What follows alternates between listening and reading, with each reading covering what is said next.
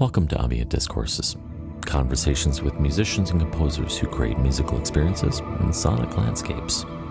My guest in the program is J.D. Ryan, who releases music under the moniker Thorny. J.D. is a relatively new addition to the ambient music scene, with 2 releases out on Bandcamp, and his own unique approach to creating spacious ambient landscapes with his music. Our conversation veered through the process of finding your voice, the dichotomy of ambient music, finding success, and so much more.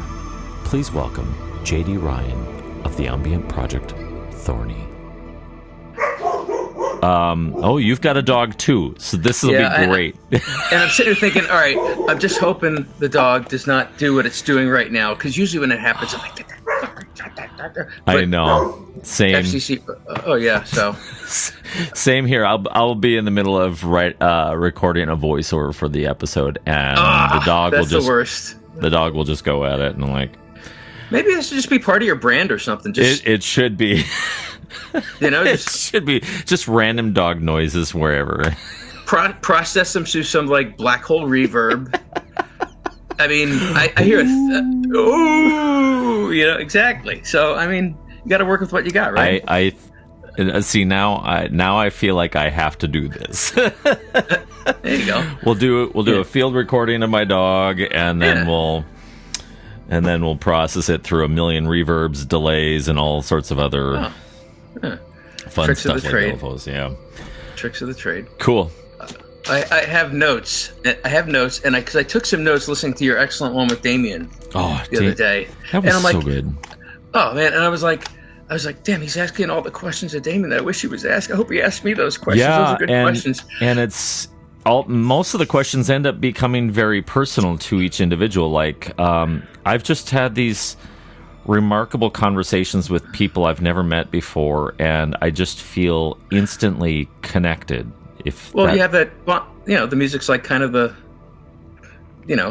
fiber or whatever. I mean, I'm not into the hokey woo woo stuff, but I you know what I mean. Oh, totally. You know what I mean? Like, actually, I was talking with Robert Rich. I met him and interviewed him last week, and really? We actually talked about that the idea of our connectivity and music and everything else as being this fabric that joins us all together, and how everything's interwoven together. And I tell you, that guy has some serious wisdom. Oh my gosh. He's one of my biggest influences. I'm not going to lie. And what I like about Robert Rich is he seems to get into do the. Because I remember I was trying, as listening to the interview, I'm like, what can I glean about him? Where is he coming from? And you had made some comment about when the experience, how the experience of music, makes your mind feel. And you had explicitly said something like, well, I don't think the frequency are giving this little vibration thing. And it sounds almost like you look at it more like there could be a scientific process going on in there or something. I could be wrong in thinking this. I'm actually pretty open-minded. I don't buy into this like 432 is going to produce this response in your brain. Yeah. Even to Robert Rich kind of brought up the point of like, he doesn't like the idea of subscribing one particular genre as healing music. Because he's like, I know some dudes that like death metal, and that could very well be healing for them. So it's different things as they say, different strokes for different folks. Well, where I was going with that is what I like about Robert Rich, actually, because I got to say the whole New Age thing is it. I don't want to be associated with that. And so I'm not. It's not me. You know what I mean? Right. And it's even funny because when Steve Roach got nominated for that Grammy a few years ago, it was like Best New Age. And I'm like, if you listen to what was the album? I don't know if it was Molecules of Motion or whatever, the one that got the Grammy nomination. It's like, that's not New Age. Yeah. He's like putting sequencers in it and stuff. That's not. Yeah. And what I like about Robert Rich is he kind of almost has this almost scientific view of it. Like if you listen to some of like the more recent works, like he's done like Filaments and Tactile Ground and things like that. I think Filaments is like named after all these little physical biological processes, and that really that clicks with me. You know what I'm Yeah, you know what I'm saying? Yeah. But yeah, Robert Roberts. I've never met him, but he's a gem of a human being. And his newest album, by the way, which Traveler's Cloth. I haven't heard that one yet. Just released. It's very, very good. It's an audio journey, is what it is, and he actually uses the ancient Chinese history of the poet philosopher Tu Fu and his experience of being in exile during all the turmoil through and being shoved out of his own homeland because of the Civil War and all of the violence that was going on. And so he's telling this musical story of, going from one place to another and being an outsider looking on the and just remarkable. See, one of the things that's always tossed around, that's deep. Robert Rich to me is deep. The things he finds inspiration for, whether it's like the physical processes at the molecular level or some ancient Chinese, exile thing. It's just like, why can't I think of things like that? My dog barked at me. Can I write an ambient epic about that? I don't know. Are there albums about cross-country skiing? Maybe, I don't know. Yeah, it's called Afterlight by Steve Roach because I listen to it all the time. But Robert Rich is something else. Robert Rich, I would say, it's almost cliche, but I'd probably say my biggest influence is probably a little bit, obviously Eno. But it wasn't music for airports. It was actually music for films. Okay, yeah. Have you heard that one? Yes, yeah. Okay, and I'm like, this is great. It sounds like, it's basically music for imaginary films. And I've always I think what's one of the things that's drawn me to this kind of music is the cinematic aspect of it. I love playing a piece of music or listening to something and just conjuring a scene in my head. Mm-hmm. It's like the imaginary film. And I've always found that really attractive. Do you want to hear my how did I discover ambient story? Yes, of course, because that's one of my questions. Okay, all right. It's kind of like a half-assed stoner version of Brian Eno's ambient story. Okay. Now, are you familiar with how Brian Eno? Now I'm going to say discovered, but are you familiar with the story of Brian Eno and how he got the click with the ambient thing? No, I'm not. Really? And actually, for the sake of the listener, this is actually a good opportunity for you to kind of give some background for them. All right, I'll try to get it right. I think Eno was getting a little tired of the rock star glam thing, and he did it well. I'm sure you're familiar with Eno's rock stuff. And I guess he got hit by a taxi. I'm guessing this is mid-'70s or something like that. And so he's lying in bed, all, doped up on painkillers. And I don't know who was taking care of him, but apparently the only music in the room was on a crappy old stereo that had one speaker working, and it was a classical harp concerto.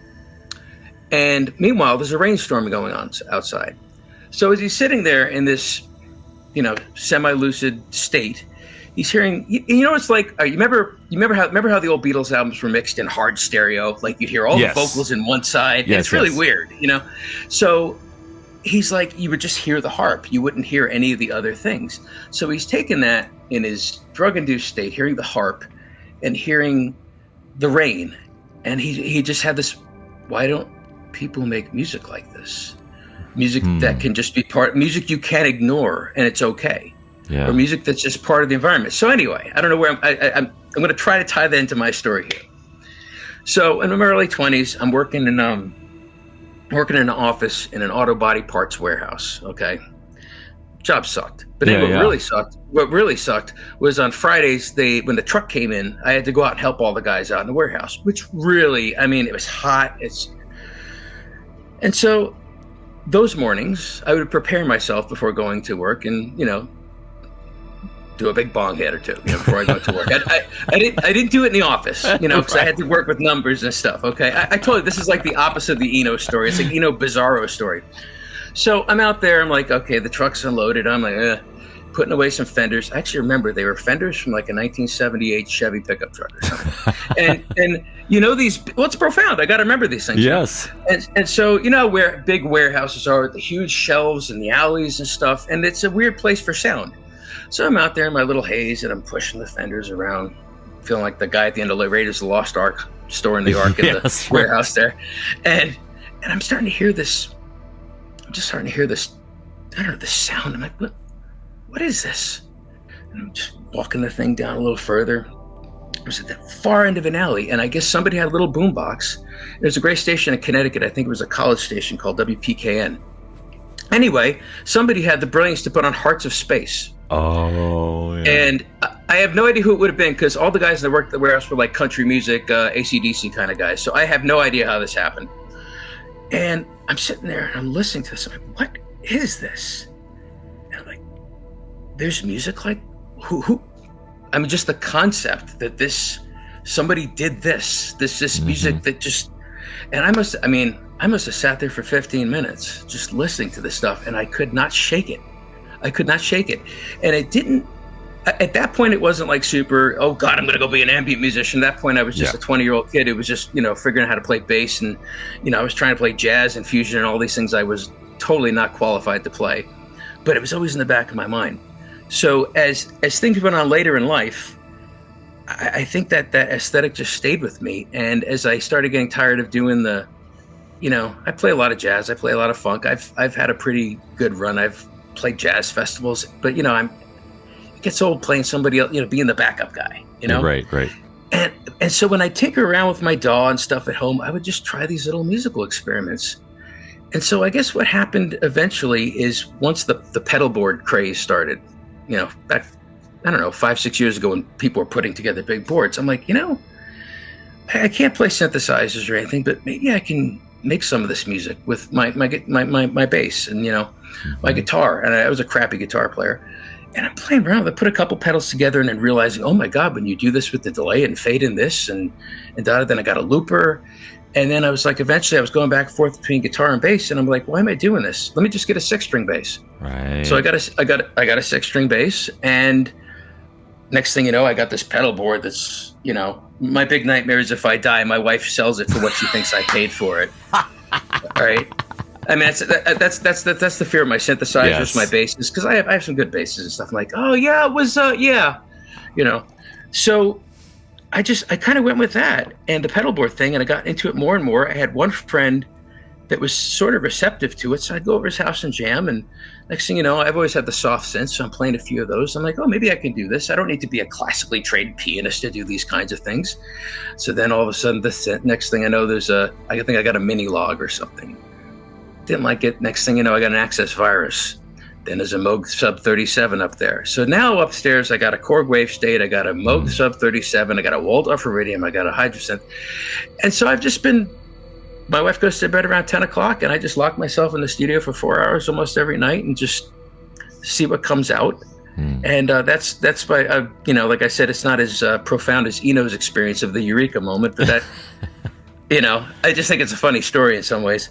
I mean, because, usually you hear these people, how did you get into this music? Well, I was on some retreat eating ayahuasca, I had some ayahuasca ritual down and, and I'm like, no, I was high. I was working in a warehouse. So that's my story. I'm sticking to it. Let's check out a track from Thorny's brand new album, See No Sky. This is called For the Now, here on Ambient Discourses.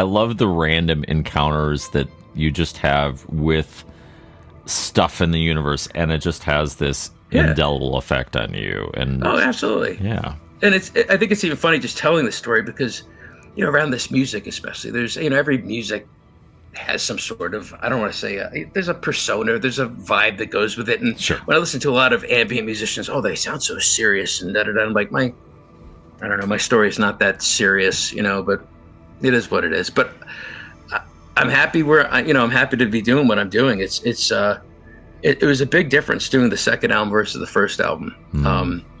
The self-doubt, Robert Rich's words of a particular thing he said completely sticking in the back of my head. I was listening to an interview with Robert Rich probably, 6 or 7 years ago. And they were asking about the democratization of music because everybody has access to so many tools right now. And he was like, well, no, it's great. But it also sucks because now you can have somebody with no experience with this music. They haven't studied any of this music. They're not familiar, but they can get some fancy soft synth, hold down a key for a half hour, and then they've made an ambient track. Mm-hmm. And I thought about that. I'm like, wow, there's a lot of generic stuff out there. There really is. And that really held me back for the longest time. It's just, I don't want to be that person that just, another drone, with nothing really interesting. And It took me a long time to get to this point of like, is this good enough? Is this good enough? And then you start getting to things like, by whose standard? My standard, And so the first album was really tough. I was going through about probably 4 or 5 years worth of stuff that I'd done and just really trying to find the best stuff. And it was a torturous process. And right before I started making that album, I had some kind of hearing loss issue in my left ear. Like I can't hear high frequencies in this. So not only did I have to contend with the insecurities, the doubt, but realizing that like, wow, I'm playing this full spectrum music and I can't hear half the spectrum. So I kind of had to train myself.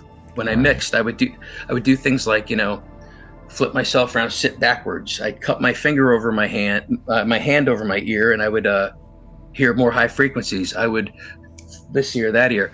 So I kind of had to retrain my brain to hear it right. And then, play it for other people. Does this sound right? Does this sound too muddy to you? Does this sound too bright? So that was the probably the struggle with the first one. But after it came out, it's got some good reception. It was on Soma, which is hard from what I hear. It's hard to get on Soma FM. It's not that easy. You're familiar with Soma, of course, right? Mm-hmm. It's one of the, And so it was on Drone Zone or something. And I think for like a month and a half, it was like I'm looking at the charts, the plays and the listeners. And I'm like right up there, like 2 or 3 below, like Steve Roach and Robert Rich and everything like that, And I'm like, maybe I don't suck at this, So that really gave me a lot of confidence for the second album, and this one just was this was all new stuff over the course of a year, and I'm really happy with it. I didn't have the doubt, and I felt a lot more confident putting this one out, I think. What do you think contributed to your increased confidence? Were there things that you heard along the way, or maybe someone that inspired you to discard some of the beliefs that kind of held you back, or the beliefs that made you feel like you have to amount to something or get approval from people?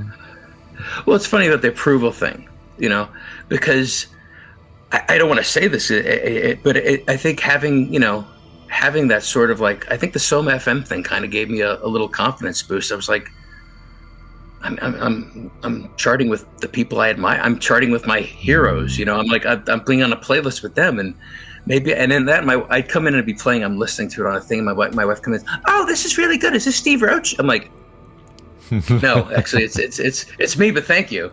So, and a couple other, I had some friends that were like some diehard Music for Airports type people and stuff, and they were like, wow, this sounds kind of good, And so I think it was just, I think I was worried about that trap about just putting out some generic bland stuff, and I think I sort of succeeded. I mean, I don't want to, I'm trying to be humble about it, but and so the second one was just, all right, I got this.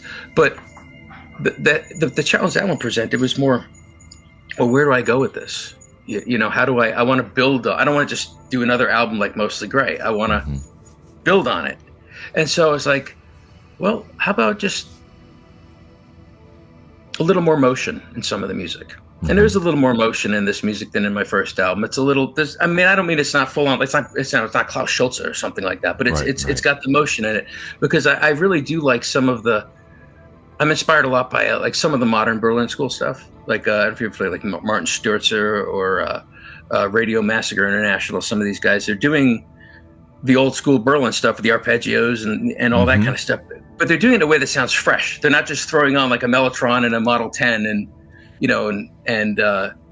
so I don't want to just jump from that to that, but I feel like, okay, let me see if I can evolve. So maybe my next album will have a little more of that. Maybe it'll have some more sequences in it or something like that. So it's just, I'm just trying, it's hard to fit, it's really hard. Look at my notes here. It's like, just trying to find your own voice in this kind of music. It's just so hard. It takes time to find your voice, and there's no way around it. You have to put in the time to find your voice, and the only way you find your voice is trying, just throwing stuff out on the DAW, out on paper, out on a tape, whatever it is, whatever the medium, and putting in the sweat equity of figuring out what really resonates with you. And I think the wonderful thing about it is that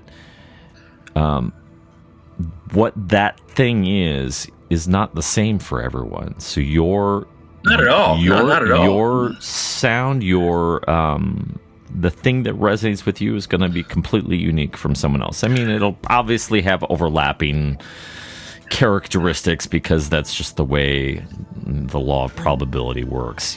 What's interesting about that, though, and this is what I think I like about ambient music. I mean, I guess it would apply to any kind of instrumental music, but I really hear it with ambient music. Is what I like about ambient music is it's personal when I create it. But once I give it to you, it can mean whatever it wants to you. Yes. I could have been sad as all hell when I did something, and you hear it, and I'm like, oh, this is just good music for sitting here and looking at these clouds today. I like that. I like giving somebody something. It's like, here, how does this make you? What does this do for you? And that's kind of what I find liberating about it, as opposed to writing a funk song or even a jazz song. It's just, so. Yeah, and the whole world's your oyster. You can try whatever you want, and you're not bound by the artificial boundaries or restrictions, that come with style or genre, and or trying to make people dance. Right. As a funk bass player, believe me, that's always the one on your. It's like, that's the other thing when I finally started really doing this, because I'm not a good writer of conventional music. I've written a few things here and there, but I'm just not that good at it. I'm a pretty accomplished player. I've been playing for 35 years or something. But I'm not a very good writer in that regard. And when I first started doing it, I think what got me so excited is like, wow, I'm just making music for me. I'm not backing up the singer. I'm not trying to play like James Brown's guy or John Scofield's guy or whatever, and it was just so liberating. I remember that when I first started doing it, I'm like, I'm just doing this for me, and if it comes out and it's good, I'll share it. If it's not, I won't. And I just find that approach just so liberating. It's nice. It's nice. I mean, it's terrifying. It's terrifying when people want to hear it. Well, it's terrifying when people want to hear it. I mean, yeah. For this one here, I've got like 2 or 3 other interviews lined up. I think I'm already on 3 or 4 podcasts. I'm like, people want to hear this stuff. This is strange, because I guess there's so many people out there that, like Damien had mentioned, it's just like, everything, people put out. Everything they put out, they put on, they throw it on SoundCloud, and they do this and they do that, and they, flood the zone, so to speak. And I don't want to do that. I don't think that necessarily everything I create is necessarily worth sharing or worth listening to. I've got a folder of stuff on my hard drive of just, I call it like dabblings and musings or whatever. And it's just, this was great. It was fun at the time. It's not nothing I'm going to do anything with. So it's interesting to how to promote this stuff. You've been doing it. How long have you been doing it? Oh my God, probably as long as you. I've been. Are you serious? Oh yeah, What do you care? I started out a long time ago, That's what I mean. You sound like you've been doing it a long time. I started out doing. This is back in the early 90s. Started out in alternative bands, writing my own stuff, some acoustic stuff. Eventually, after a couple band breakups, decided I was going to go solo for a while, and I did solo acoustic music for a number of years when that was kind of popular in the Tracy Chapman genre type thing. The new folk thing. Yeah. Yeah. Eventually, that started to morph into acoustic instrumentals. So I was doing a little bit of like what I dubbed urban acoustic. So it was like acoustic music, but set to more electronic beats and stuff. So a little bit more funky. But then it started to evolve into this more like quiet instrumental stuff. And a lot less singing, a lot less vocals, a lot less intentional writing, and more improv. Uh-huh. And eventually, life circumstances came up. I had kids and another band breakup, and I nearly hung up music altogether for the better part of 5 years because it was one of the worst band breakups I've ever had. And struggled with the thing that a lot of new musicians probably struggle with these days in terms of I throw my stuff out there, but who's listening? Mm-hmm. And nowadays the saturation of the market it's impossible to climb your way up, not right. without money, influence, and the right connections, and that's not a guarantee either. Right. I mean, that's not even a guarantee. Yeah, none of that is guaranteed. I mean, most of that stuff is entirely out of your control, and what you're left with is, why am I doing this? And for me, this was about the point that I had started discovering ambient music, but via neoclassical.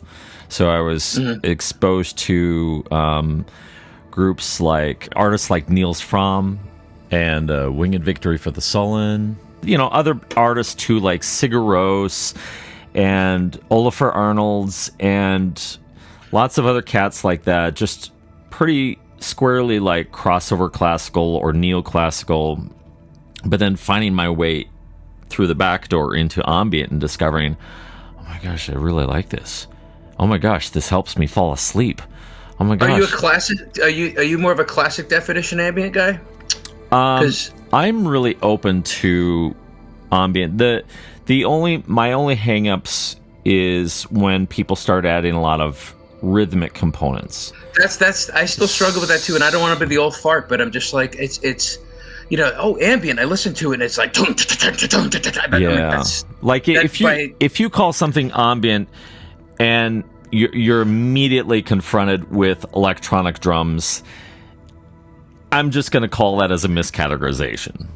And it's okay. Maybe there's ambient influences, and this is part of the issue that I have with like applying meta tags or tags to music styles. Mm-hmm. Hello, doggy. Nobody's here. That's what always just drives me nuts. Nobody's here when the dogs fart. I know, my dog does the same thing. She imagines something outside, and then all of a sudden, she has to bark about it. But to your point, though, without trying to be that old fart that's complaining about the things that are, well, that's not kids ambient. Today with their ambient drums. Oh my god! Yeah. I am in the same breath. I'm working very hard to see all of the possibilities, and actually, the more artists that I have talked to over sessions like this, or indirectly through email and listening to all the submissions, I'm seeing ambient music as this gigantic grouping of possibilities. You've got got the granular synthesis folks. You've got the people who are, they've generative synthesis with their massive racks of, or virtual or physical or otherwise. And you've got, of course, the neoclassical. You've got more of the sound bed. You've got dark ambient, and it's lots of possibilities. I think it's the drum thing. I mean, I feel like we're on the same. And like I said, I won't poo-poo. But I mean, what is one of the most popular, influential ambient albums of our time? The Aphex Twin. Aphex Twin Ambient Works. Okay, I remember when I first. Some new ambient I hadn't heard. You know, I was still in my Eno phase. I'm like, this all has drums on it. How is this? But I accept that it's hard. It's hard. I guess I'm probably my frustration is more like just when I'm trying to describe what I do. Because, you know, I don't want to say I'm an ambient drone musician, because to me that, one, I don't want to be stuck there. Right. You know, I don't want to be stuck there. But I think when I say ambient to some people, they're like, oh, you mean like Aphex Twin, or you mean this? I'm like, well, no. I mean, and I don't have rhythmic elements in my music in terms of the drums, mostly because I just really suck at drum programming. I mean, I'm just to be honest with you. I mean, it is, I have tried, I've got a drum machine. I just, you know, I'll listen to things. Oh, I'll even copy. Oh, just do this hi-hat here and do this. And I just, it always sounds so awful. I mean, I hope I get better at it. I really do. Just takes time and practice. Yeah. I mean, it's funny because I'm a bass player. I'm a bass player who plays like really rhythmic kinds of music. You'd figure I'd at least understand what drums do a little bit. So don't tell anybody. At least anybody. Your secret is safe with me. Zip. Yeah. So, you know, and it's funny too because I don't. It's also with this music. You know, most of my friends are into like, I don't know, they're into Americana, they're folkies, they're dead. I mean, I'm a deadhead. I mean, I hang out with a lot of deadheads still. They don't even know my music exists. I mean, my music is I always think of like, you know, when, you know, the party goes on too long. I mean, it's not as hard when you get to be middle-aged because all of a sudden, instead of everybody leaving at 12 or 2, they're leaving. Oh, meanwhile, it's like 10 o'clock, everybody's gone. Yeah. Wow, this is great. But I've always thought, it used to be when I want to clear a party, I'd throw on like Relay or Tales from Topographic Oceans or something, you know, some epic Yes piece that's just like, oh God, this is so many notes. Why won't they stop? And now I think I just throw on one of my albums that, clear the room, you know. I just don't think they get it. That's okay though. It's perfectly okay. I think there's probably more musicians that listen to ambient music than non-musicians. I'm kind of wondering about that. I think so. It's funny too because about, you know, coming from the, you know, the whole prog rock fusion background and stuff, and that was another struggle I had with the first album because I throw it on. All right, I think I got it the way I want it. So before I do the master, I just sit there and listen to it, and I'm sitting there like, listen to this and listen to that little nuance, and you know, it's never right, it's never perfect enough. So I said to one of my friends, he goes, "That's interesting, John. It's like you're listening to it like it's prog rock or it's jazz. You know, like you're sitting and listening to every little element." I'm like, "Yeah." He's like, "When you throw on a typical ambient album that's not yours, how do you listen to it?" "Well, I just kind of throw it on the background and do what I'm doing." It's like, well, that's the test. That's how you should be testing your own music, really. And wise. once I got that, so I would just throw it on and forget about it and just start doing my work, or throw it on and forget about it and pet the dog or whatever. And that was another thing that kind of helped with the, you know, just the insecurity aspect of it. Let's check out a track from Thorny's debut album, Mostly Gray. This is entitled Waiting for What Never Comes, here on Ambient Discourses.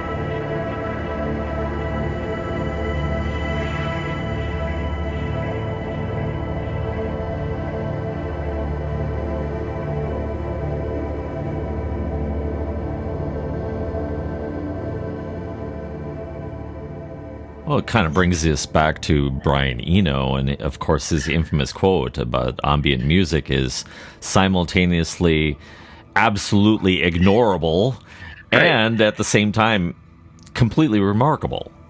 Exactly. You can, if you can have the very focused listening where you're listening for all the little elements and becoming enchanted by the sounds. And I've noticed sometimes that it's an actual, with really good ambient music that goes all over the place, has a lot of expression in it, a lot of interest. I notice that you get kind of lulled into this, you're just kind of teased into this trance almost, not to get really mystical about it. No, I know exactly what you mean. It happens all the time. Yeah. Then you start to lose track of time and the fact that you're even listening to this music, and it just almost becomes a part of you. That's what I love about it. Yeah. That's what I love about it. I mean, one of my favorite albums to listen to is Steve Roach's "The Delicate Forever," and it's so minimalist. I mean, it's the perfect throw on. Throw on, but when you go to bed album, it's so perfect. It's so perfect, and it's funny you said the thing about, the Eno thing about being ignored, and I've clung to that a long time. This part of me is just like, I don't want people to ignore my music. You know what I mean? I kind of almost want to make something that's, pulls them out. But I guess, like you said, with the good ambient music, that happens anyway. You can't ignore it, or you can totally get into the experience. A lot of my listening actually is when I cross country ski. I'll go up. There's a really good place near here, and I'll go and do 20-mile skis and stuff like that. And I just throw up a playlist, and I just there's something about ambient music that I get that I don't get so much with other kinds of music in terms of connecting it to visuals. And I don't mean in any kind of trippy psychedelic way. I mean there's something you see in Vermont up here a lot, especially during the winter and what we call stick season in November, where we don't have big mountains here. We have hilly mountains. And sometimes the snow or the fog will just envelop those mountains. And I think I was listening, I said something before about Steve Roach's Afterlight album. And I was out skiing one day, and I'm up on this field on top of this mountain, and I see the snow starting to come around the mountain, and then the dark clouds over there. And I was like, this is what this music looks like. This is what this music looks like. And I want to do that. I want to convey, in a sense, not to be hokey, but sometimes the wonders of nature that I see. What does that sound like to me? I don't mean it doesn't sound like the birds tweeting or the wind blowing. I mean, what and some weird, your neurons or whatever. What does that music sound like? And that's what I go for. A lot of my music is actually. Do you start off generally with an improvisation? Generally, I'm always improvisation. Not always, but probably about 75% of the music that I create is entirely improvisational, because I start with kind of an idea in my head, a concept or a picture or a mood, and I just start vibing off of that and see where that takes me, and then add in layers as I feel That's exactly how I do it. That's exactly how I do it. I mean, sometimes it's easier when I have on the first album. There's one called "The End of Before," and I still listen to that. And I came home and wrote that one. Usually, I'm not triggered by something to write something happened that day, and I go home and I'm thinking about it. But that was the one piece.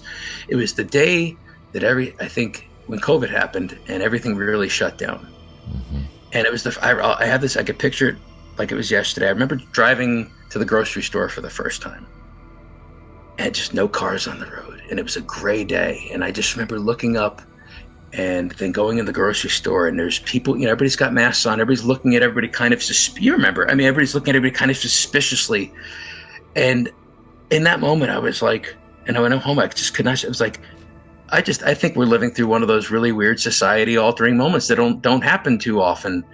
And wow, I think I'm witnessing the end of the before times. And that kind of just stuck with me. I went home and I wrote this piece, and I still, when I hear it, I kind of get uncomfortable when I hear it, because those things come flooding back to me. But a lot of it too is one thing I'm still trying to figure out in terms of the dark thing. I think I wrote down on my notes something about accepting the gray.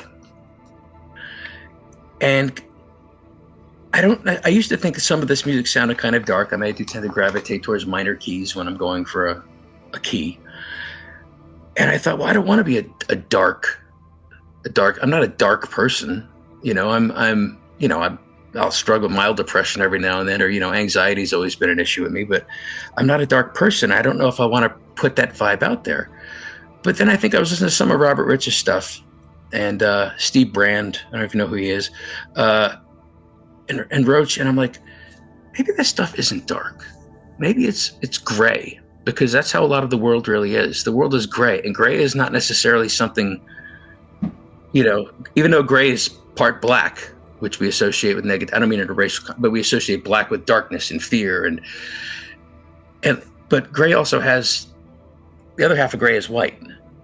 And, you know, I've always thought a realist, because I like to think of myself as a realist. I always thought a realist is somebody whose cynicism is tempered by their idealism, and their idealism is tempered by their cynicism. And if you take that approach, you're a realist.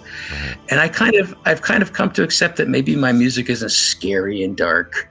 I'm not trying to evoke, you know, if you look at like the way, you know, Cryo Chamber, you're familiar with that label, right? Mm-mm. It's a cinematic dark ambient label on Bandcamp. Great stuff. It's nothing like what you or I do, but the imagery around it's pretty, the imagery they try to portray with it is very, you know, sort of this dystopian thing, and this, you know, I don't really want to, you know, I was a little worried about my music kind of putting that vibe out there, and now I think I've just accepted the gray. I'm not going to be this new agey kind of bubbly person that makes you always feel just positive emotions and want to go get a massage. But I mean, I tell you, if I ever walk into a massage parlor or a wellness spa or something, and I hear my music, I think I'll probably just stop right there, because I know I did something wrong. I'm not knocking that, but it's just it's not my thing. But on the other hand, I don't want to be this. You know, I don't want my music to depress you. Right. You know what I mean? You know, Robert Rich, not to bring up our hero again. Listen, I'll talk about Robert Rich all night. Okay, I'll talk about Robert had a very wonderful thing to say. We actually kind of touched on the whole dark ambient and not negativity, but the dark aspect of ambient music. And when you're starting to write about things like grief and heartache and loss, and in his wisdom, he said, well, you can't have these wonderful happy moments and to be able to appreciate them, or these wonderful beautiful things, without having some of the ugliness and some of the struggle and some of the things that make life real. I mean, I think as humans, we tend to be pretty escapist in the things that we seek out, and we tend to kind of downplay the down times, or the negative times, or the difficult times, the struggles. But it's those things that gives you the perspective of beauty, of whatever. The joy of being human. It's funny, because I was thinking about, you know, you always try to think of what kind of image you're trying to portray when you go out and market yourself. And when I thought about the first album, it's called Mostly Gray. I said to somebody, well, it's kind of gray music for gray times. And and I'm like, well, what do you mean? I mean, do you mean like, you know, whatever, Trump and all this crazy stuff that's going on in the country? I'm like, well, yes, that's one side of it. But you could also look at it like, I don't know, childhood poverty is still at historically low rates, or, you know, people don't die at 50 anymore, you know, so it's just a reflection. I think the kind of a gray is sort of a reflection of even the time we live in. There's some wonderful things going on. There's, you know, people like you and I are making this music, and it's reaching people, and we don't need to, you know, hope that Ahmet Erdogan or somebody from, you know, what was he on, Colombia, whatever, you know, but, you know, wait for some guy to hear us to make our career, you know. Now it's just we could put that out there, and maybe if it resonates with people, and we know how to market it a little bit, or go to the right places, like send it to nice podcasts and people that interview people, we can go somewhere with it. Well, what do you look at as success? Would you say you're successful? For me, that's a really good question. Maybe I'm interviewing you now. I'm sorry. Yes. I'm going to start a podcast. I'm going to use this for my first podcast, actually. That's great. I'll send you the stem files. Yeah.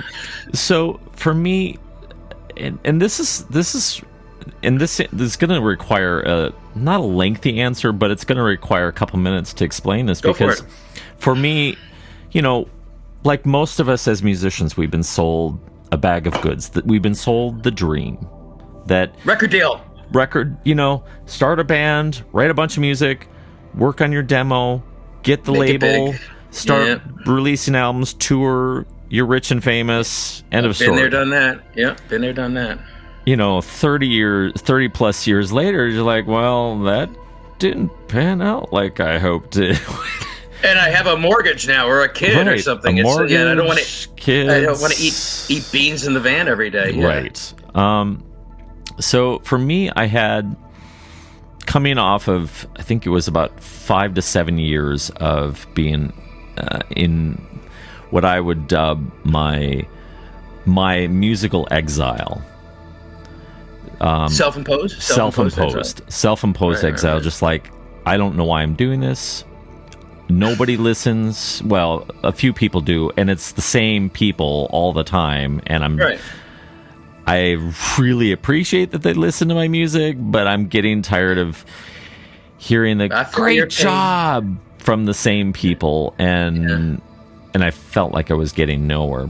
But I had this back in 2019. I had fell into this philosophy called Stoicism. It's an old ancient philosophy, and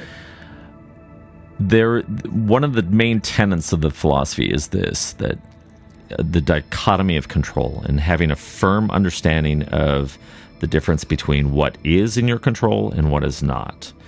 And of course, the things that are in your control is very finite. It's your thoughts, your speech, what you do, your opinions about things, your beliefs. Right. And beyond that, all the things, the infinite number of things that are out of your control, you have no business wasting any of your energy and time on. I mean, that's a hard thing to deal with, though. To step that, I struggle with that all the time. Big time. Have friends come in. Why do you care? It's like, you're right. Why should I? Right. I know what you mean. I know exactly what you mean. And it was that exercise of like, kind of going through my life mentally, thinking about all of the things that I've been worrying too much about and giving too much of my time and energy to that were out of my control. And then I heard this little inaudible voice in my head go, yeah, you should do this exercise with your music. And so by the Stoicism to the music, basically. Yeah, so I was on this walk through this nature reserve while I was doing this, and so it was in the middle of like late fall in Minnesota when no one is out walking, because it's like freezing cold, but it's not even snowy yet, and it's just gray, depressing. Nobody likes it. Well, stick season, that's what we call it. Yes. And in the middle of stick season, I was verbally kind of going through this, and like started reciting verbalizing all of the things that are out of my control regarding the music industry, writing music, releasing music, all of the things. And I'm like, yeah, I shouldn't be worrying about that. And then I turned the conversation. I turned the self-dialogue around, and all right, what are the things that are within my control with regard to music? Well, I can control to some degree, how much I practice. I can control how much time, relatively how much time or energy I put into a piece, or how I cultivate my craft. And I can just create, because it deep down somewhere, and this is where it was kind of a leap of faith for me at that point in my life, because it brings me joy, and I'm like, it brings me joy, and I'm crossing my fingers hoping that this will come true.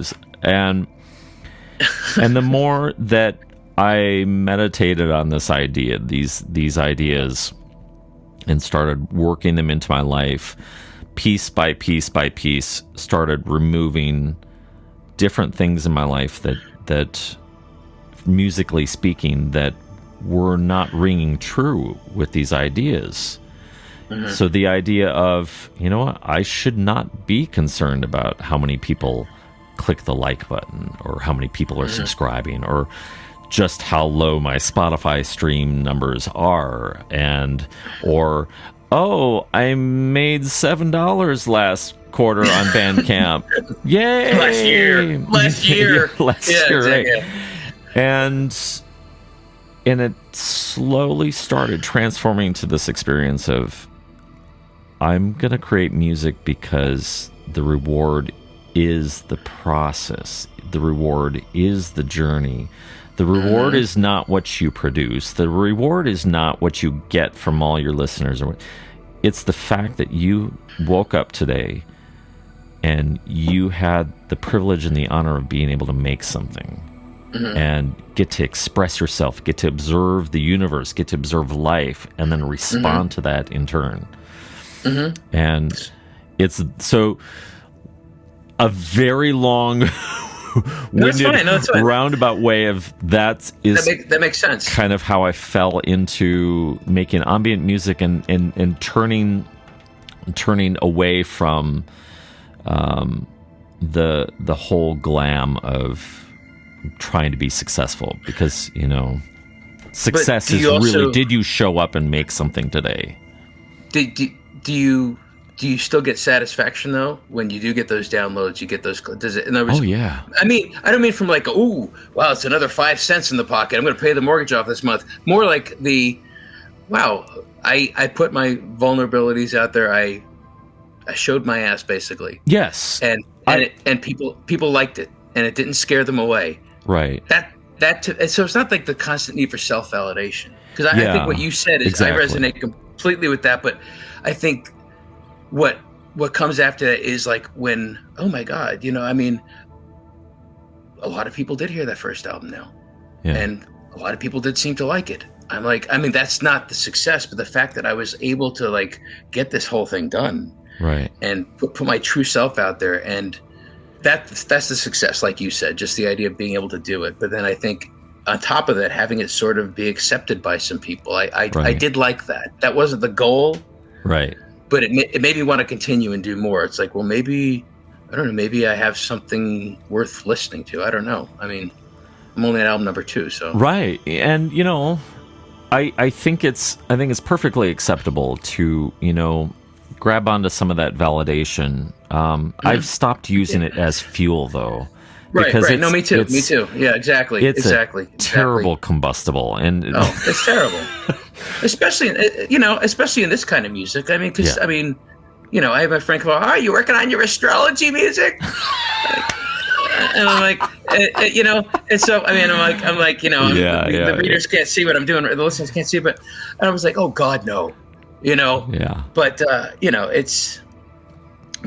I'm feeling good about it. I'm feeling good about it, and that's the important point. I have Damien had mentioned therapy, the therapeutic aspect of music, and my head is so damn busy. Maybe it's from my personality, my anxiety, whatever. There's a lot of noise going on here. Way too many hours of the day. And I think what I like about both listening to the music, but even more importantly, creating, is I feel like sometimes it catches me in the moment. I'm working on something for 5-10 minutes. I'm like, oh my God, I feel at peace. I feel like that guy in the coffin finally. It's just he's finally at peace and not feeling anything. So that's the therapeutic aspect for me. Let's listen to another track from See No Sky. This is the title track, See No Sky, by Thorny, here on Ambient Discourses.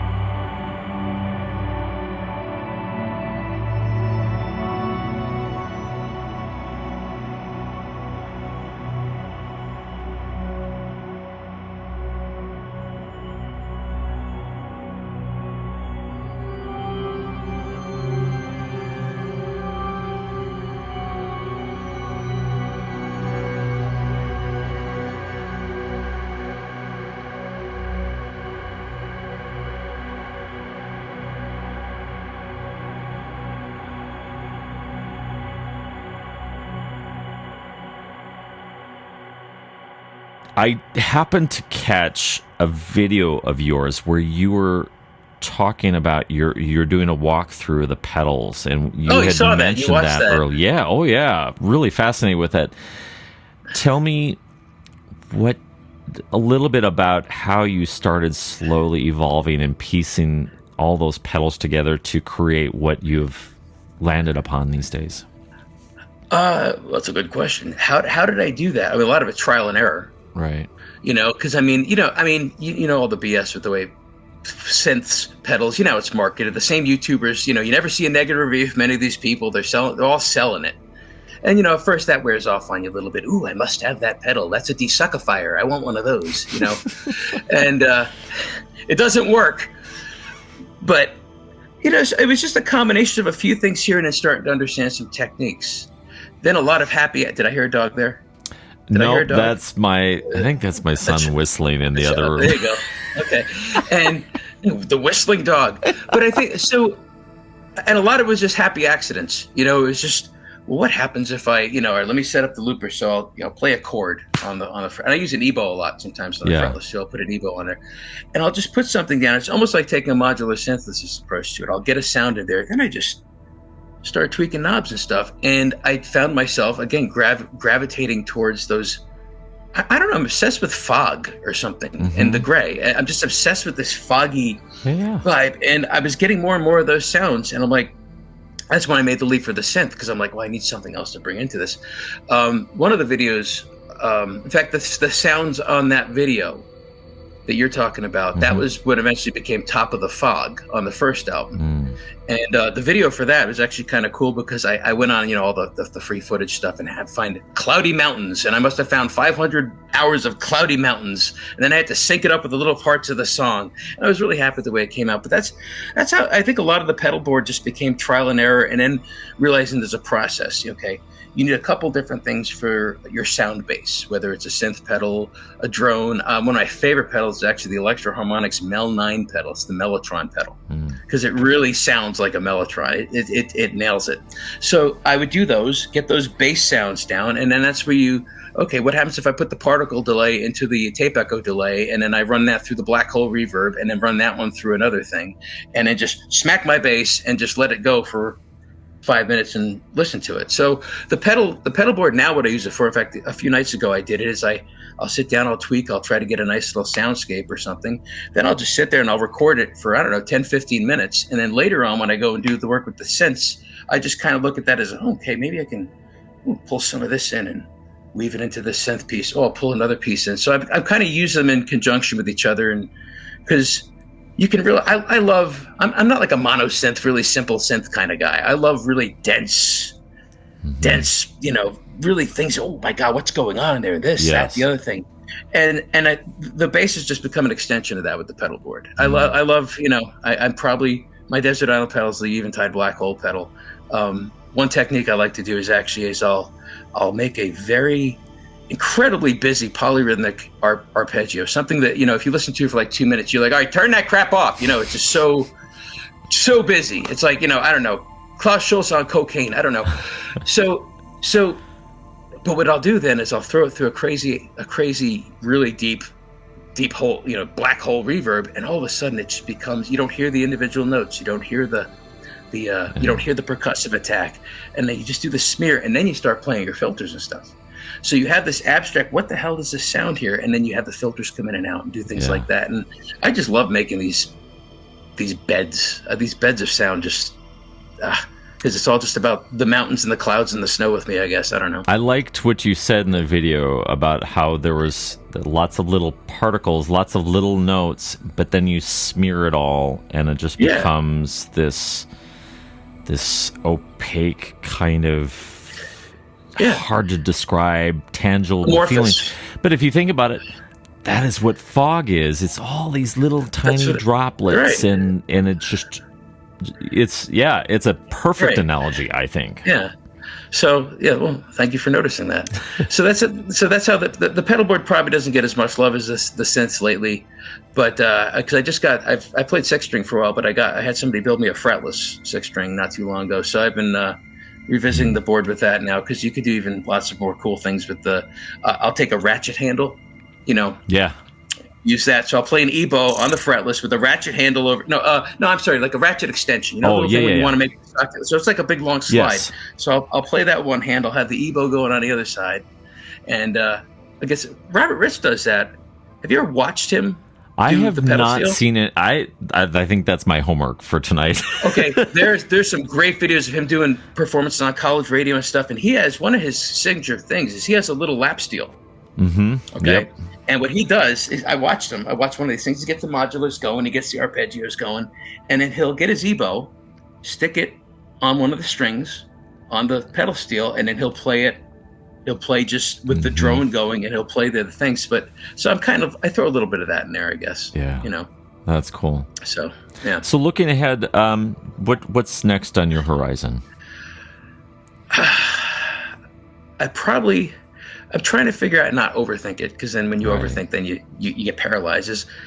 I want to just build on what I did here. I mean, the next album will sound foggy. It might have a little bit more to it. It might have a little bit more emotion. I'd like to get a little more into the long form pieces. I think what was frustrating is, I don't know if you've done this with your improvs, but you start off and you get this great idea, but then you look and you realize this is the best idea I've ever had. Oh crap, it's 3 minutes long. Right. And you know what I mean? And I'm like, do I play it over again and sit there and play it for 15 minutes, or do I just cut and paste and crossfade it? And it's like, is it ambient music if it's under 3 minutes? I don't know. Yeah, because I mean, think about it. That's such a buzzkill. You're sitting there lying back and you're just listening to this, and I'm getting what? It's over? So that's the thing that gets me now is I'll get these great. Wow, this is the best 10 seconds of music I've ever written. It's so that's so I want to just try. I'd like to do a little bit more long form stuff. The new album has a 14-minute piece. I really pat my back on myself on the back for that. That took a lot to. It does. There's a lot of fortitude when you're playing those long pieces. What people don't realize, and especially jazz snobs, I know because I have been known to be one, and I've hung out with a lot of them, is I don't think, and that's another real appreciation I have, is how hard it is to play like this, to not add something. You know what I mean? You get this great texture, and then your first urge being somebody who's played conventional music before. Oh, maybe I could put this little thing in here, and it's like, no, don't do that. You gotta restrain yourself. I just have to say how much I'm really enjoying our conversation. I've had enough long conversations that I'm watching the clock, and I'm getting closer and closer to that hour mark, and I'm like, man, I could just listen for another hour and just go with it. Because it was like my conversation with Robert, of course, that I could have gone for 3 hours and just listened to that man talk. He's got a wealth of life experiences. Another great guy I talked to, his name is Stefano from Entheogenic Sound Explorers from Italy. Just super. I've heard Entheogenic. Do they put out albums under Entheogenic, or is that somebody else? No, it's Entheogenic Sound Explorers. They're a relatively smaller ambient electronic group. It's a duo from Italy, and their whole premise is, what I really like about them is they don't have any of the trappings of, I have to stay within this style or genre, or I have to use only these sounds. They're just like, no, we're just this is a playground, and we're going to just try things out. And that's something I struggle with. I struggle with that because, as I mentioned before, I don't want to get pigeonholed. I mean, it's early in my career. Let me show you my Lamborghinis I've bought with all this ambient music money.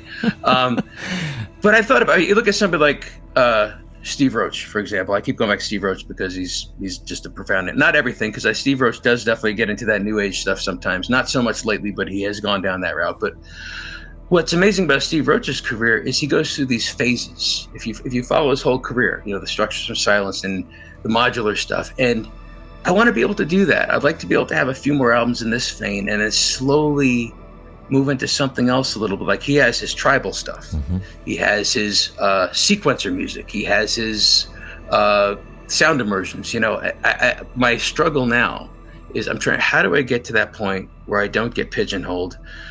I don't, you know, because if, you know, say I have 4 or 5 more albums like this, and all right, I'm sending them out to the same people, and they're liking them, and they're putting them on their podcast. But then, what if I decide to do the Neil Berlin School album? Mm-hmm. You know, do I put that under another name? Do I? Yeah, those are the things I'm trying to figure out next. You know what I mean? Yeah, those are the types of questions that I think a lot of us go through. Let me read something to you. I've been reading this book. This is called The Creative Act, A Way of Being, and it's by Rick Rubin. The producer? The producer. The Rick Rubin? The Rick Rubin. What does he know? A lot more than I do, apparently. But more than, yeah. He wrote, "To dismiss an idea because it doesn't work in your mind is to do a disservice to the art. The only way to truly know if any idea works is to test it. And if you're looking for the best idea, test everything." How do you test that, though? What does testing it mean? So you're sitting in front of your DAW. You're like, well, I think I would like to try, you know, adding this field recording in. My brain tells me I'm not so confident about, you know, the sounds of seagulls in my music. But what if you... I wouldn't buy that album. But what if you... All right, what if we added some treatment to it or did some interesting things? Like, one of the things I really love about... I don't know if you've heard the new Sigur Rós album. It just came out. I watched one of the videos. Yeah, it was a really bizarre... Did you see the video? I have not seen the video yet. Oh my God! It's this weird thing. It starts off at there's like a desert. It's just going, and you start to see a couple dead bodies in the desert. And as the thing keeps going, more and more dead bodies. By the time the video's over, there's just mountains and mountains of dead. Oh, it's really. I'm gonna have to check that out. The opening track, of course, has the whole trademark cinematic Sigur Rós sound, but then layered in it is.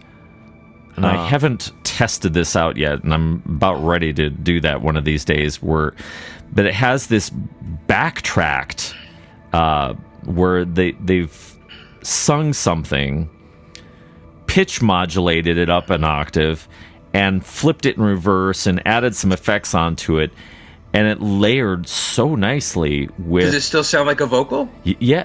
Or does it sound like something else? Yes, it sounded like a vocal, but not like a vocal. It was like very kind of almost childlike, kind of, but with a mix. It's up so high, right? Yeah, and it was really, really interesting. And I can't stop listening to it because it was something really. It wasn't like, all right, let's just throw a reversed vocal on here just because that's trendy to do. But they took time to manipulate the sound and. Oh, that's, you know, and that's the magic for it. I love it when you get, like when I did that thing with the busy Klaus Schulze cocaine arpeggio there, and I threw it. I was like, I kind of feel like I just created something. Like this is a sound that does not exist in nature. I'll tell you that much. And it's very satisfying to do that. Yeah, you know, sound design is. How are your sound design skills? Do you you preset guy, one or the other, a little bit of this, a little bit of that? You can admit it. I won't tell anybody. I'm a tinkerer. I have a very difficult time doing it from scratch, like grabbing a field recording and then getting into the granular synthesis of it and then manipulating. It's like that's too exhausting. It's hard. It gets in the way of the process sometimes. Yeah, I find that when I've got an idea or a concept or a picture in my head that I'm trying to get out musically, I want to remove as many barriers as I can. And so I'll start out, you know, typically with Alchemy is one of my favorite plugins in the Logic environment. It has just it's like a couple synthesizers all wrapped up into one. Is that the Camel Audio Alchemy? No, it's it belongs to. It's a part of Logic now. It is. Okay, all right. So it's not a separate plugin, even though there's been rumors in the wind that, you know, it might break off from Logic someday. But it has a wealth of options, so that when you're like really struggling to, all right, I want something a little bit spacey but not spacey, and to have a little bit of grit but not too much, but a little bit of cinematic, and you can find something that's close, and then I'll go through and manipulate with all the different knobs and presets and everything to kind of shape and sculpt it to until something clicks. You know, when you get that. Yeah, I do that a lot too. You're like, oh yeah, that I love the way that feels. I also look at it as like somebody made a sound I really like. Yes. It's obviously I'm allowed to use it. Well, why not? Why not? I mean, is it only legit if I conjured everything up from scratch? You know, that's why I don't own modular synthesizers, because I don't have the attention span for that. Right. And I respect the hell out of modular people, but my gosh, it's a science, man. It is, but I mean, I like, you know, it's also about the permanence thing. When I create that sound, I kind of want to be able to use it again. I don't want to, you know. I totally get it. I see the magic of it. Wow, this thing, and as soon as I pull this, it'll plug out. It's all gone. Yes. You know. Okay, cool. You know. I mean, I'd love to. I don't know. I'm not a math guy either, so I mean, that's I think why modular just doesn't. But I love it. I mean, I love listening to it. I said Ian Bott and you know, Steve Roach's stuff, and Robert Rich is really good at that stuff too. Yeah. But definitely, I'm trying to think if there's anything else on my list here. No, I think I covered everything on my list here. What about what's on your list? Oh my gosh! You know, I think I got to one of my questions. Oh Jesus! Well, let's get them out of the way real quick. Do the rapid fire succession thing. In 5 seconds, name your favorite oscillator. I didn't even glance at my questions, to be honest. I hijacked your interview. You know, it's funny because I thought I love it that way. I was a little nervous about. Well, first of all, I started off my bike ride way too late, so I'm sitting there. I'm like at mile 40, and I'm like, "Oh God, I gotta be on this interview in like 2 hours," and I'm brain dead. I mean, you know, I biked 49 miles and 6,000 feet. You know, 3 hours ago, I was finishing that up. Yeah. I'm like, what kind of shape am I going to be in tonight? I'm like, well, maybe you'll be tired.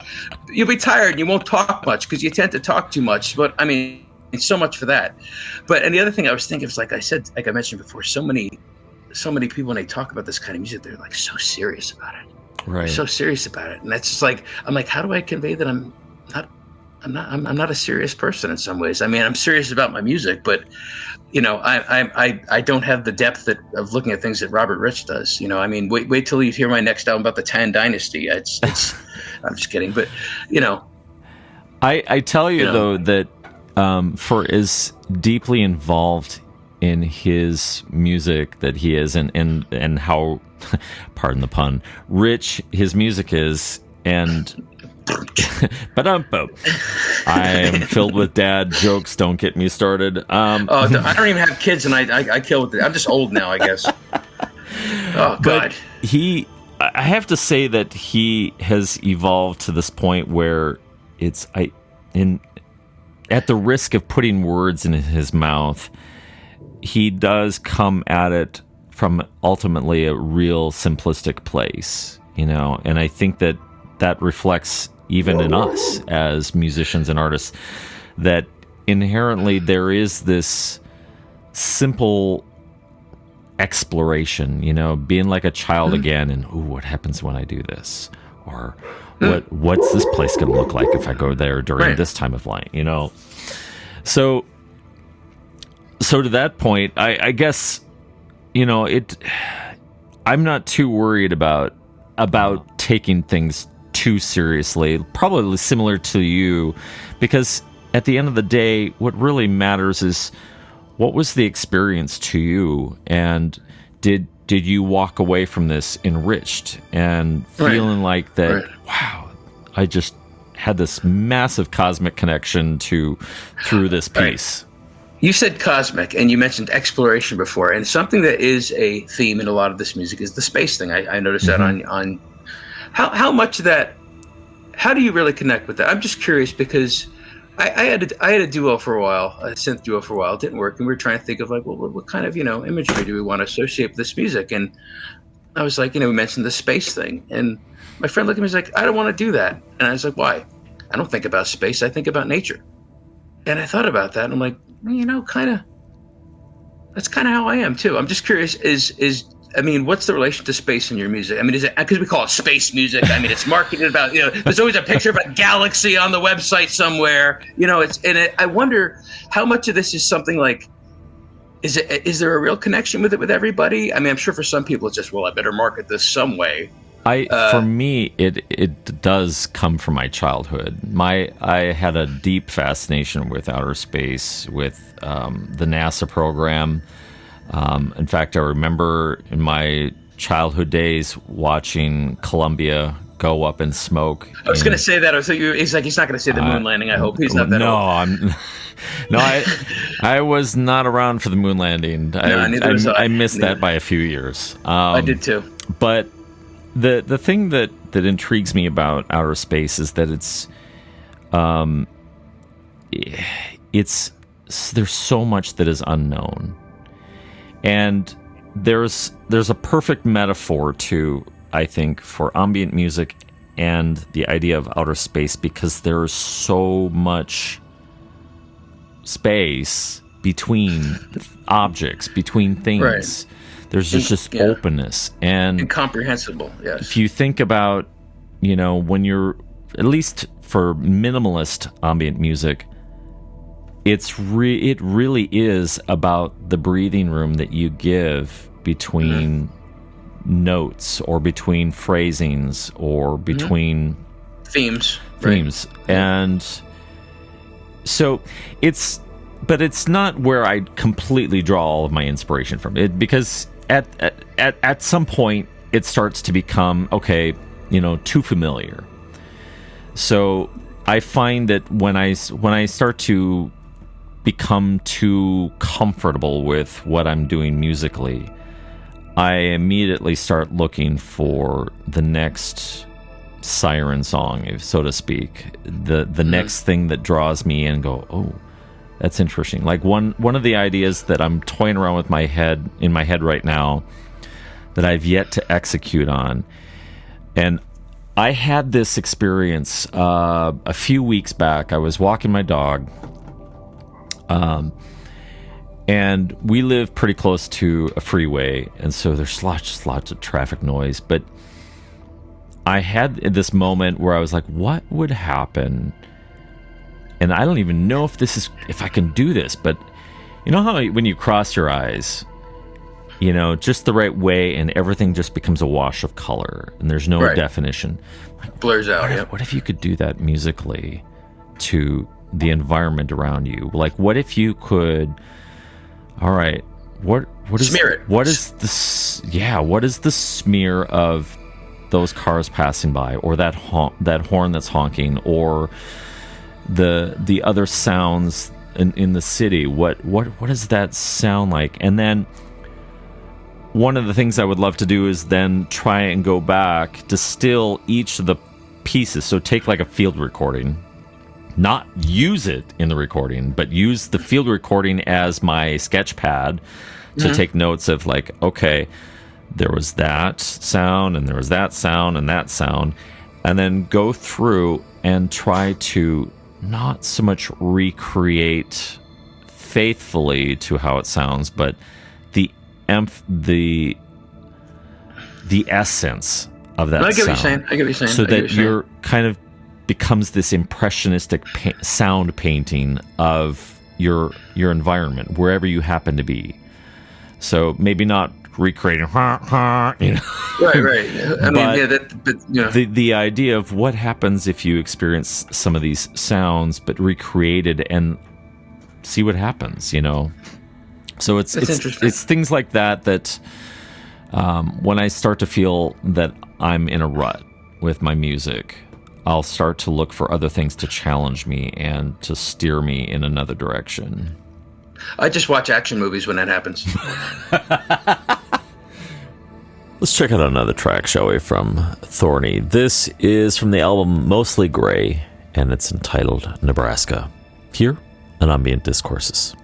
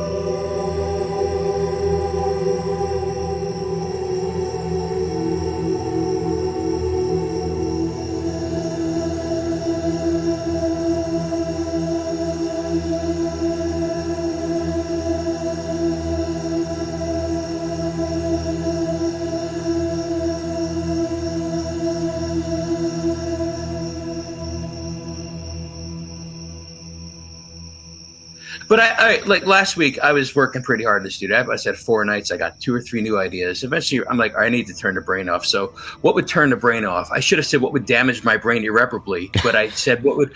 So I watched Fast X, the stupid 10th Fast and the Furious movie. I swear to God, I think that's a piece of my brain over there on the floor. The dog is about to eat. I mean, that's what I'll do to unwind. I just need something mindless. That I just want to get away. Play a video game. But then when so I did that for three or four nights, and then back at it the other night. Mm-hmm. Coming at the other night, and I've got it's funny too, because I've got these talking about the genre thing and how do you branch out. It's like another thing I was doing for a while. I did this piece. Oh, what was it called? Dark Magic of Loss. I never released it, and I was like, what would a person who'd lived with me maybe like 100 years, what would be going on in their head in the final moments before they died? Mm-hmm. I mean like die something horrible. I mean, just right. And so I did this thing, and I went and I thought it's going to be a very old person. So I went on the Internet Archive. This is totally unlike me to do this kind of music.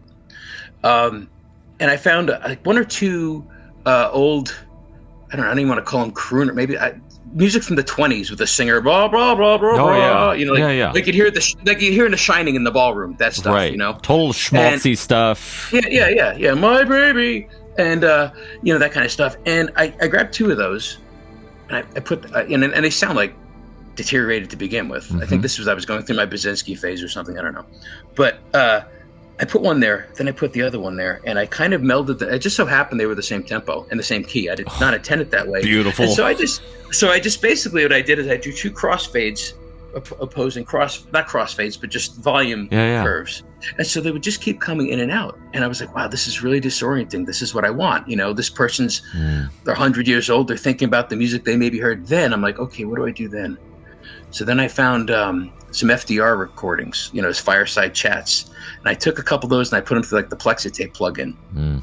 So you'd hear like FDR and then it would trail off with the echoes. And then I'd have other things like a clock ticking or something that just like a young woman going, I can't live without you. Or, and as the piece kept going further and further, I had one of those tape plugins. I think it was Denise Bad Tape. It's a really cool plugin. I started just deteriorating the hell out of it towards the end as the person's dying. So by the end of it, it's just, the little bits of the flakes falling off and stuff like that. And I was so proud of myself when I did that. And then afterwards, I'm like, who the hell would want to listen to this? So, I mean, that's where I get stuck. When I really, I'm like, this isn't ambient music. This is like avant-garde. And I don't know if I'm ready. I don't know if I'm ready to go down that. If that's a real party clear, I'll put that one on sometime. So I mean, I got some other ideas out there, but where am I going with that? And the rut. I used to struggle sometimes when I first started doing this. I'd go up and like, okay, I have to create something. I have to create something. And then that puts a lot of pressure on you because maybe you don't feel creative. So I started really, sometimes I'd go up and I just spent 2 hours on sound design. Or sometimes I would go up and just, practice. Mm-hmm. And once I let go of that, I'm like, no, you don't need to create. You just need to do something. Yeah. And I think that's when I started working towards that first album, when I finally let go of that, you must create, you must begin. It's like, how about I hone my skills? How about I open up the toolbox and instead of banging with the hammer, maybe I look at the hammer and try to figure out how this hammer works better, Mm-hmm. So that's something I've been doing. But, I don't know where I'm going to go with all this, but it's just, like I said, it's just fun to make music. When you were talking about the experiment that you were doing with the crossfading of the 2 different pieces of music and the FDR clip, there's an artist by the name of Leland Kirby, and he has... Is that the Caretaker? Yes. That's the Caretaker? Yes. Okay, all right, yeah. Yes, oh my gosh. And yeah, I know, that's what sort of inspired me, the one about Alzheimer's. She's got that album, right? You know what I'm talking about? Yes. Yeah, that's kind of what gave me the idea on that one. That is some deep, trippy stuff. And I think I heard that around, I think what got me on that, and I have a couple other pieces like that. I had it in a folder called Decay Album, because I used to me and my wife used to like to go and break into abandoned institutions and stuff and take pictures. So I got a lot of good artwork from that. And I don't know, I've got about an album's worth of that stuff. I'm scared to death. I don't know what to do with it. It's okay to release it. And even what you could do is just on a practical level, you could just make it a side project, and it doesn't have, for Christ's sake, don't put the pressure on yourself to have to feel like it, But there are people out there that really do appreciate that sort of thing. I know. I mean, maybe consider doing just call it a side project, a different note, under a different pseudonym or whatever. And that's what I thought. If you were going to take a radical, say you had some crazy idea like that, you were going to take a radical shift in the tone of your music. I mean, your music's diverse, but you were going to do something. All right, this doesn't sound like anything. Yeah. Do you think would you come up with another name? Or yes, do you think 100%. You would. 100%. Largely because the Stolas name now, not to make this about me, but though I do have a few things early on under that name that are distinctly different.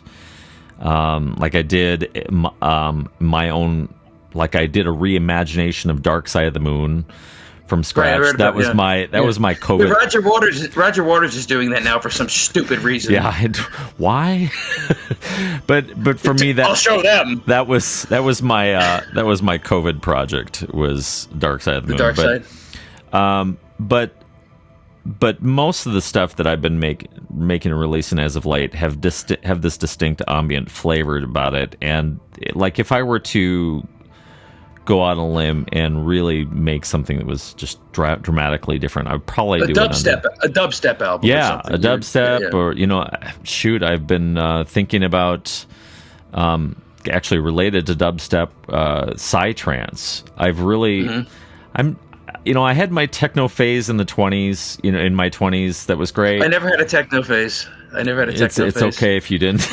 Yeah. Well, I got a noisy brain. That's the right. thing. But I recently, probably half a year ago or more, discovered psytrance, and I don't know why it took me so long to discover it. But the interesting thing about that style of music is that it's not. Artists are generally not afraid to use ordinary sounds, ordinary samples, things that in and of themselves don't really have an apparent musicality to them, and they make them musical, or they make them as an integral part of the rhythmic structure of their compositions. And in that vein, I guess I've really, I wouldn't be afraid to try my hands at a psytrance album, but I would totally do it under a different name. You do it. Oh, that's good. That's what I thought too. It's good to hear that, because have you ever listened to Sybient music?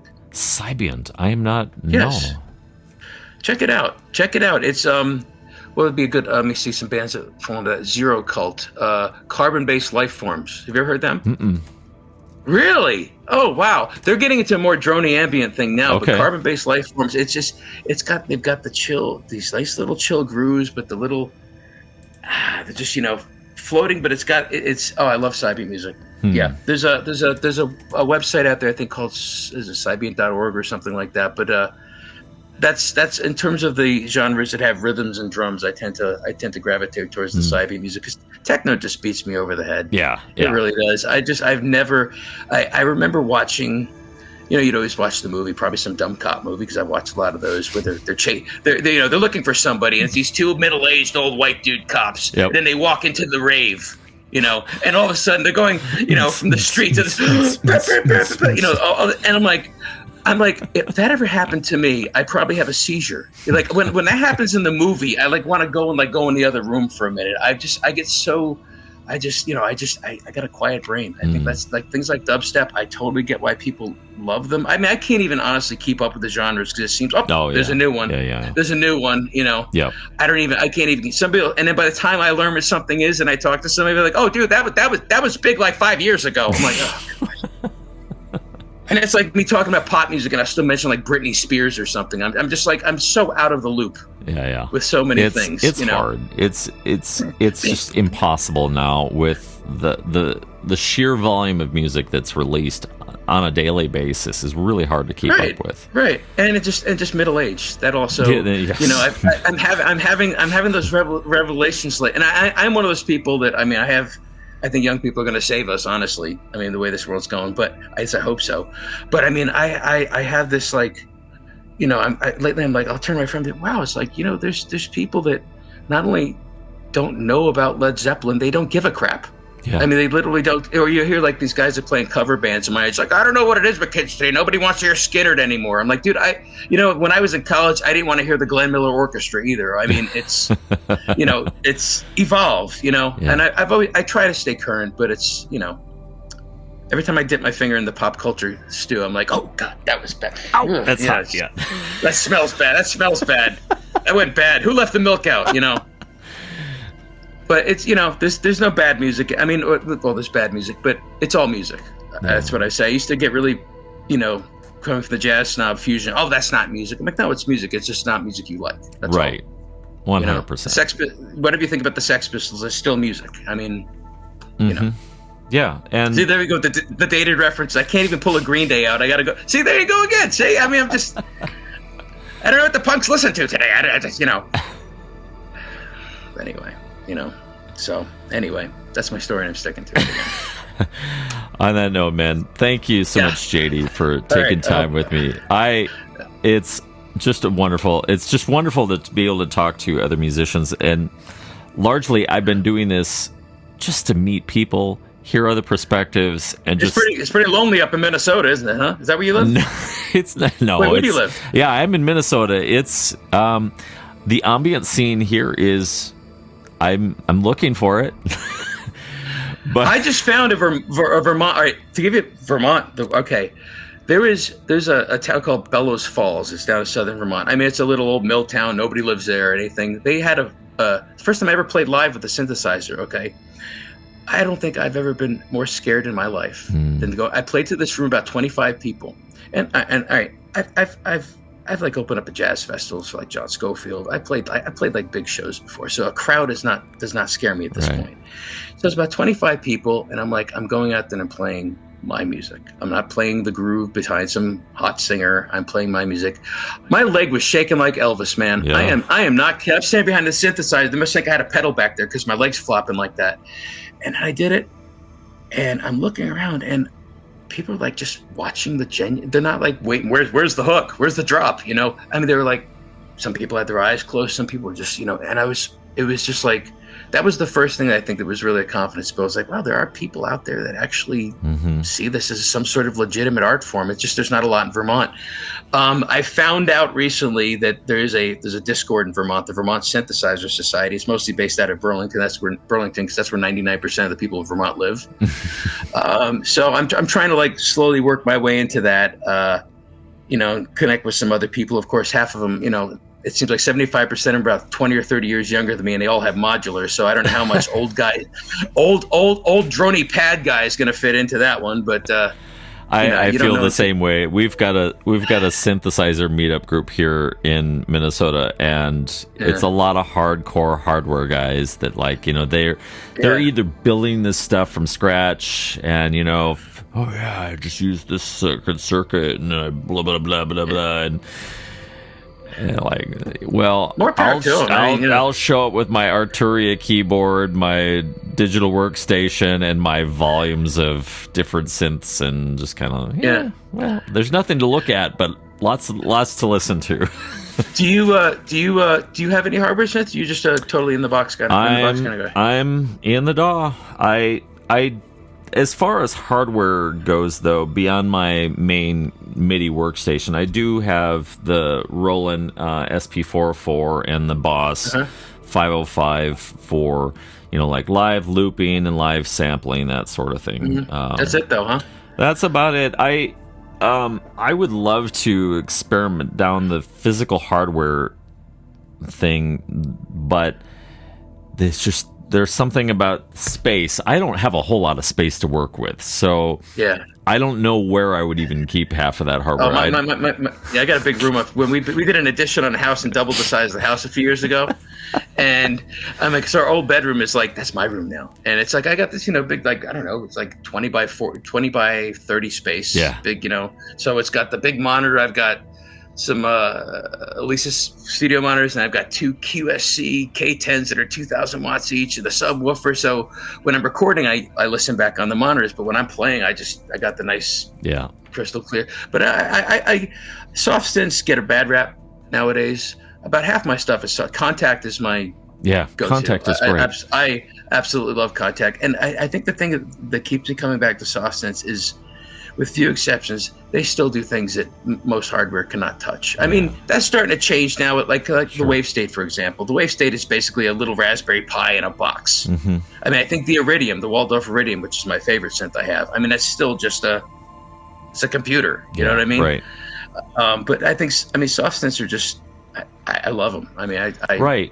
And it kind of, for me, again, this kind of goes back to my earlier comment about, I've got a lot of ideas in my head, or a lot of things floating around in my head, and what is the fastest way possible to get all that out in front of me into MIDI notes? And it's not going to happen with, all right, which synth over here, figuring out, I can miss, what about this one over here? That there's a lot of that. All right, do you play live at all, really? I am not yet. Oh, you're in the same phase as me with that one too. I'm still trying to figure that out, where I want to go, and I'm discovering, at least here in Minnesota, there's not very few venues are actually ambient friendly. So anywhere, unless you live in Berlin or something. Right. So for on a practical level, this has me thinking about collaborations. So on 2 levels. One, virtual collaborations with other musicians. I'm slated to collaborate with Stefano from Entheogenic Sound Explorers. We talked about doing a collab together, and I'm gonna, and I'm opening myself up to, all of the ambient musicians within that we've played on the relay station, saying, I'm going to put out a thing. Hey, want to collab? Let's do it.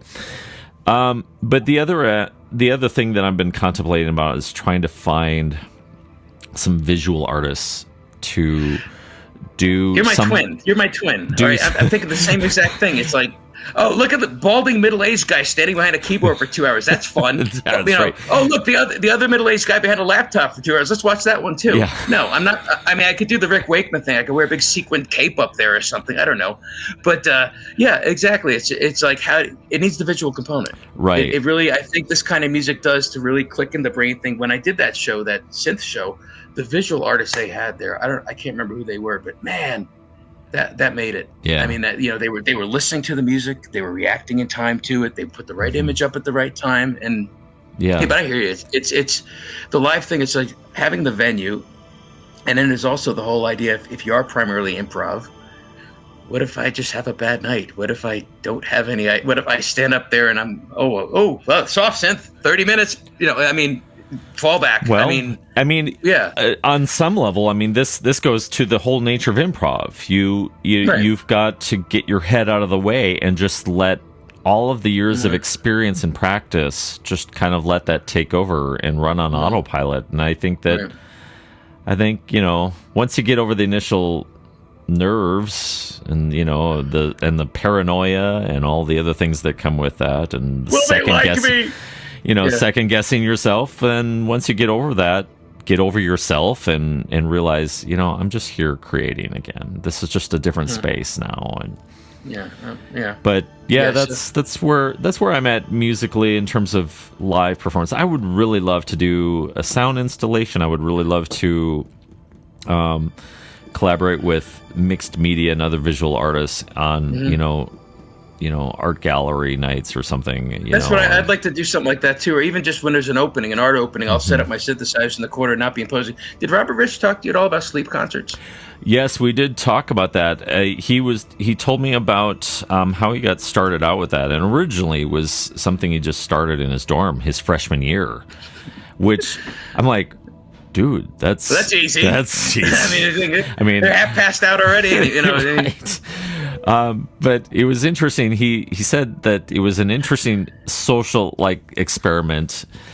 But there is this practical limitation that the venue size, might be a venue that's seats 100 people, but only sleeps like 15 or 20. Yeah, exactly. So well, yeah, he said, like, Vermont has a lot of He was like, this is a great idea, but a terrible business model. Oh, yeah. I mean, because I'm glad I have. Whereas I'm like glad the punk music scene, they're done with their set in a half an hour because each of the songs like a minute and a half. A minute and a half, yeah. And whereas he's playing like 8 hours overnight. I don't know how to do that. I mean, that's the thing, is like, that's what I always wonder, because I thought, because Vermont, and we're the most liberal state in the country, pretty much, I think, at least on the East Coast. And we've still got a lot of crunchy, new agey hippie types up here. And a sleep concert I could see working up here, because we have a lot of town halls. That's where you do these things up here, because the town halls, they bring the chairs out, the old wooden chairs. So if I wanted to do a sleep concert, I have a stage. I could tell people to, but I don't know how I'd pull off the 8 hours thing, man. That. Do I get to sleep? Do I get to sleep? You really could make it less about sleep, and you could actually, and this is another idea that I've had, and you can feel free to run with this one. Go into some sort of nature center, or and bring with you. Oh, that's a good idea. Bring with you, a couple portable battery packs or whatever. So I've got like. I forget what the name of the brand is, but like I've got one of those big portable 250 watt devices or whatever, and you just run your stuff in it, but in the middle of nature, so that the sounds of nature are also a part of the performance. So that's a good idea. You're we got plenty of nature centers around here. Try something like that, and that's another possibility that I think that ambient music could totally fit into. Have you seen any of the Ambient Church shows? Do you know about those? I do know about the Ambient. I have not seen any of the Ambient Church, but I've. Oh my god!